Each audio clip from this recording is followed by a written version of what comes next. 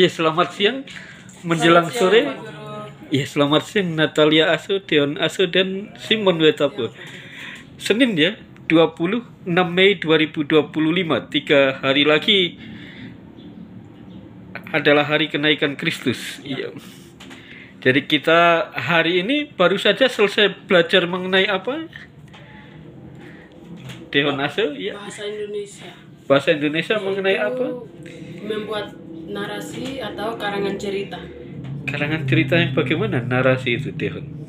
Karangan cerita itu seperti suatu kejadian yang terjadi, bisa kita ceritakan secara khayalan, bisa juga kita ceritakan atau kita tulis sesuai dengan fakta. Iya.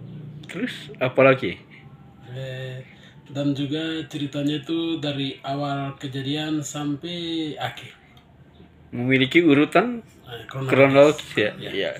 Ada alurnya, ada plotnya, ya, ada alur cerita, ya, dan ada pesan yang disampaikan, ya. Apa yang diceritakan ditulis oleh Simon Wetapu baru saja. Cerita mengenai apa ini? Menceritakan mengenai salah satu pemuda, masyarakat ditunjuk, masyarakat juga kepercayaan kepada salah satu pemuda untuk dijadikan kepala desa, tetapi salah satu pemuda itu dia lagi sekolah, dia berkata sekolah dulu baru nanti bisa jadi kepala desa, dia bilang. Pemuda itu bilang, bernama Jenny. Baru dia selesai sekolah, tamat SMA, dia tidak lanjut ke kuliah, langsung pulang ke kampung halamannya sendiri, lalu masyarakat dipilih kembali lagi jadi kepala desa. Begitu.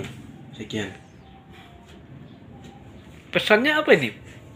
Pesan apa yang disampaikan oleh Simon Wetapu kepada diri kita, kepada pembaca? Pesannya, kalau kita sekolah begitu tidak usah ditinggalin, harus mencapai tujuan baru kembali pulang, dipimpin di kampung halaman sendiri begitu. Oke, terima kasih banyak untuk penjelasannya Simon. Ya, Natalia Aso. Siap Pak Guru. Apa yang sudah Natalia tulis? Di sini saya tulis tentang ada salah satu di suatu kampung kecil,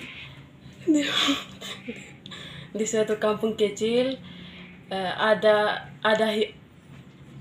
ada seorang kakek dan nenek. Mereka mempunyai anak perempuan yang bernama Emma. Emma itu memiliki kemauan untuk sekolah. Emma memberitahukan kepada pamannya untuk bersekolah, dan paman itu menyekolahkan Emma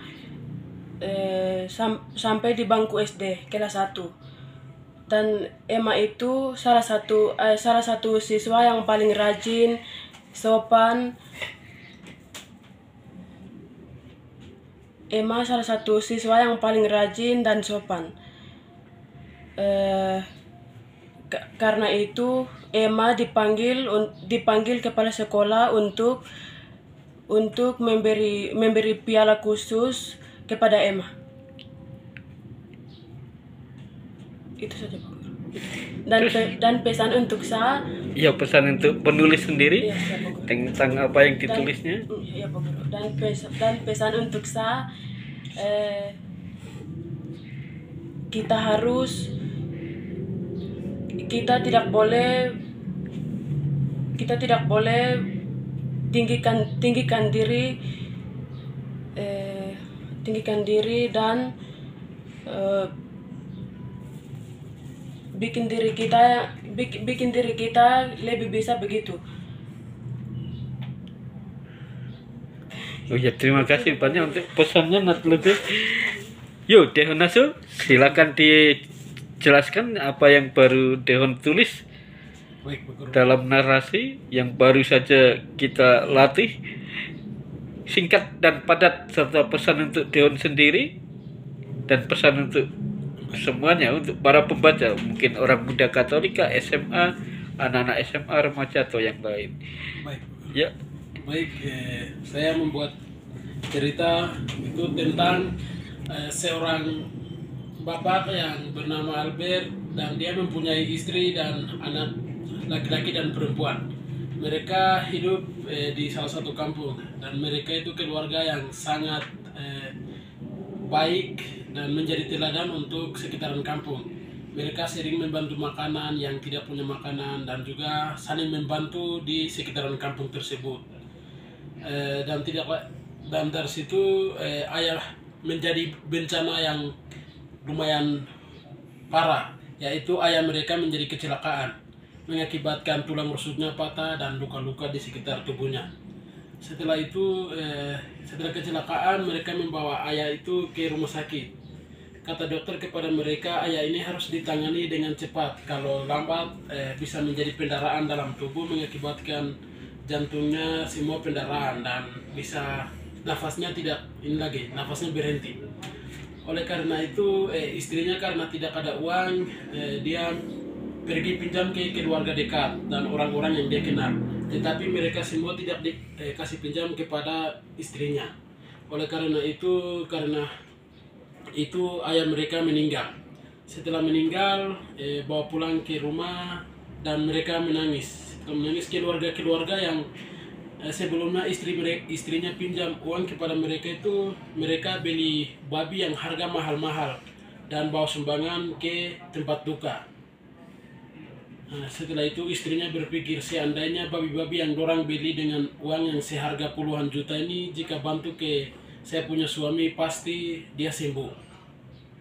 Dan sambil menangis istrinya berpikir seperti itu.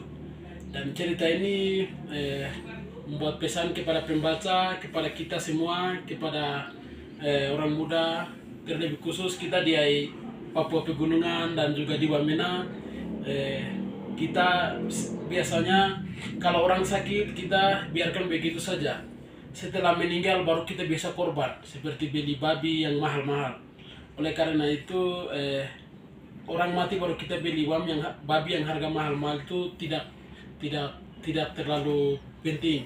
Kita selamatkan orang selagi orang hidup, itu baru lebih penting. Itu pesan, dan pesan untuk saya mungkin membantu orang ketika orang sakit dan masih hidup, tapi ketika meninggal baru kalau kita bantu, itu tidak berarti sekali. Terima kasih Pak Guru. oh ya, terima kasih banyak. Semoga pesan-pesan tersebut bisa kita laksanakan. Baik. Tuhan memimpin dan menuntun. Terima kasih Terima kasih Natalia Asu, Simon Wetapo, dan Dehon Asu. Naputlek, Natlekutlek. Wah.